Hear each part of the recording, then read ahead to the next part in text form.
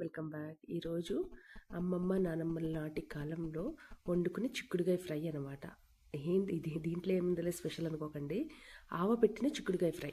ఇది మా అత్తయ్య గారి వాళ్ళ నానమ్మ వాళ్ళు చేసే రెసిపీ. ఆవిడ చేశారనమాట ఇంటికాడ. చాలా చాలా బాగుంది. నేనైతే ఇదే ఫస్ట్ టైం తినడం. టేస్ట్ అద్దిరిపోయింది. చేయడం కూడా చాలా చాలా ఈజీ. జస్ట్ 10 మినిట్స్లో అయిపోతుంది. సో దీన్ని ప్రాసెస్ చూసేద్దామా. సో క్లీన్ చేసుకున్న చిక్కుడుగాయల్ని స్టీమ్కి ఇలా కుక్ చేసుకోవాలి. మీ దగ్గర స్టీమర్ లేకపోతే కొంచెం వాటర్ వేసుకుని బాయిల్ చేసుకుని పక్కన పెట్టేసుకోవాలి.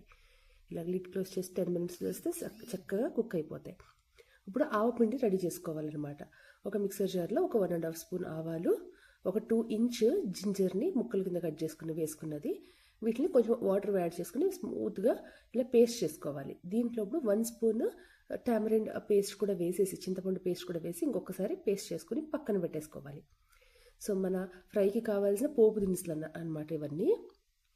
సో చూసారా, చిక్కుడుగాయలన్నీ చక్కగా కుక్ అయిపోయాయి. ఇప్పుడు వీటిలో ఏంటంటే కొంచెం సాల్ట్, మనం పేస్ట్ చేసుకున్నాం కదా ఆవపిండి, వాటిని కూడా దీనికి చక్కగా పట్టించేయాలన్నమాట ముక్కలకి. ఇలా ముక్కలకి చక్కగా పట్టించేసి కలిపేసుకుని పక్కన పెట్టుకోవాలి. ముక్కలన్నీ చక్కగా కోట్ చేసేసుకుంటే చక్కగా అబ్జర్వ్ చేసుకుని బాగుంటాయి అన్నమాట. ఇవన్నీ స్టీమ్ చేసుకున్న ముక్కలు. సో ఇవన్నిటిని పక్కన పెట్టేసుకుని ఒక కడాయి పెట్టుకుని దాంట్లో మనకి కొంచెం తగినంత ఆయిల్ వేసుకుని పోపు దినుసులు, ఆవాలు, జీలకర్ర, శనగపప్పు, మినపప్పు అన్నీ హాఫ్ స్పూన్ తీసుకున్నారు. వేసేసుకొని ఇవి కొంచెం చక్కగా ఫ్రై అయ్యాక మనము రిమైనింగ్ వాటిని వేసుకోవాలన్నమాట. సో చాలా బాగుంటుంది. సైడ్కి ఏదైనా పప్పు చారులాగా ఏమన్నా ఉంటే ఇంకా అదిరిపోతుంది అనమాట. ఫస్ట్ టైం తిన్నా, నాకైతే టేస్ట్ చాలా నచ్చేసిందండి. తప్పకుండా ట్రై చేయండి. సో ఇప్పుడు పోపులన్నీ చక్కగా ఫ్రై అయిపోయాయి కదా. దీంట్లో ఇప్పుడు మనం దంచి పెట్టుకున్న వెల్లుల్లిపాయలు, ఎండుమిరపకాయలు, అలాగే కరివేపాకు వేసేసుకుని వీటిని చక్కగా ఫ్రై చేసుకోవాలి. ఈ స్టేజ్లో కావాలితే మనము ఆనియన్ అలాగే పచ్చిమిర్చి కూడా యాడ్ చేసుకోవచ్చు. ఒక్కొక్కసారి అలానూ చేస్తారంట, ఇలాగూ చేస్తారు. ఇలాగూ కూడా బాగుంది. సో అలా కూడా ట్రై చేయొచ్చు. అలాగే చిటికెడు పసుపు వేసుకుని వీటిని చక్కగా ఫ్రై చేసేసుకున్నారనమాట. ఇప్పుడు పెట్టిన చిక్కుడుగాయ ముక్కల్ని దీంట్లో వేసేసుకుని వీటిని హై ఫ్లేమ్లో చక్కగా ఒక 5 మినిట్స్ పాటు ఫ్రై చేసేసుకుంటే మన కర్రీ అనేది రెడీ అయిపోతుంది. అంత ఈజీ.